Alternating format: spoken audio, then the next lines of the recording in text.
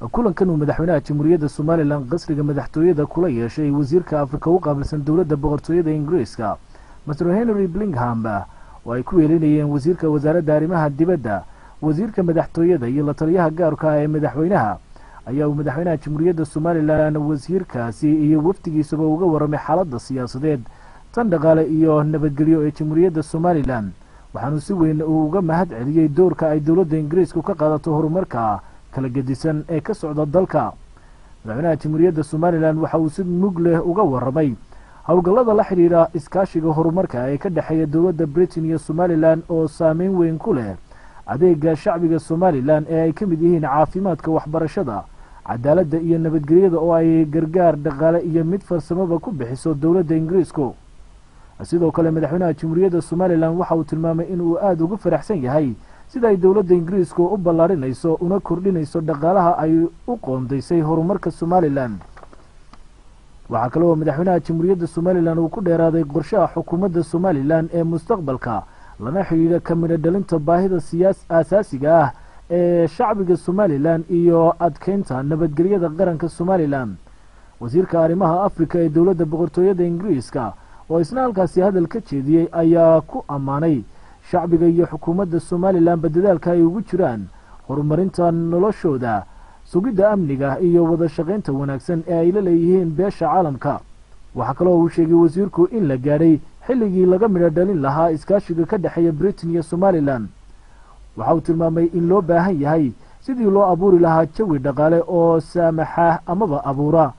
maalgashi shisheeye oo Soomaaliland ay ka hesho wadamada caalamka iyo Britain-ba ugu dambeyntii Mr Henry waxa uu ku dheeraaday sidii ay Soomaaliland iyo Britain iskaashi uga yeelan lahaayeen nabadgelyada mandaqada geeska Afrika la dagaalanka burcadbadeeda iyo argagixisada wasiirka arrimaha Afrika u qaabilsan dawladda boqortooyada Ingiriiska Mr Henry Blingham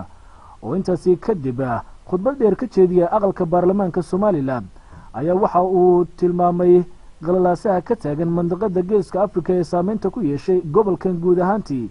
oo ay Soomaaliland ku taalo Mr Henry Blingham wasiirka arrimaha Afrika u qaabilsan dawladda boqortooyada Ingiriiska waxa uu sheegay in Ingiriisku ay ku dadaalayaan inay gargaar u fidiyaan badbaadinta nolosha in ka badan 2 milyan oo ruux kuwaas oo ku dhaqan mandaqada geeska Afrika Mr Henry waxa uu tilmaamay in ay Soomaaliland hirgelisay doorashooyin kala dambeeyay oo si xor oo xalaal ah u qabsoomay kuwaas oo ay ku mutaysatay in ay tusaale u noqoto dalal kale oo dunida ah kuwaas oo ku fashilmay kuna guuldaraystay in ay xilka la kala wareegaan waxa uu tilmaamay in dawladda boqortooyada Ingiriisku ay soo dhaweynayso waxqabadyadii ugu dambeeyay ee dawladda Soomaaliland oo ah ayaa uu yiri in ay wali ka shaqeynayso sidii nabad loogu soo dabaali lahaa dadweynaha bariga Soomaaliland waxaanu ku amaanay xukuumadda Soomaaliland dadaalka laxaadka leh ee ay kaga jirto la dagaalanka argagixisada iyo burcadbadeeda And most importantly, the will of the people. You can achieve the long-term peace and prosperity that Somaliland and this region rightly deserves. In a troubled world and an even more troubled region, Somaliland stands out as a beacon of hope. We salute your remarkable progress, and you have my commitment today that we want to be your partner of choice. The UK wants to be your partner of choice. And you have my pledge that we will always...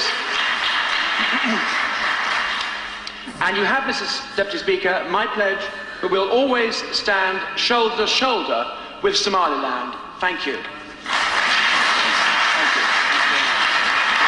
wasiirka arrimaha Afrika u qaabilsan dawladda boqortooyada Ingiriiska waxa uu tilmaamay in dawladdiisu ay doonayso inay Somaliland ka caawiso horumarka dhinacyada badan leh waxaanu sheegay in boqortooyada Ingiriisku ay danaynayso inay Somaliland u noqoto wadan ay dooratay in ay si gaar ah uga wada shaqeeyaan arrimo kala duwan isla mar ahaantaasina ay garab gasho oo ay hiil iyo hooba u fidiso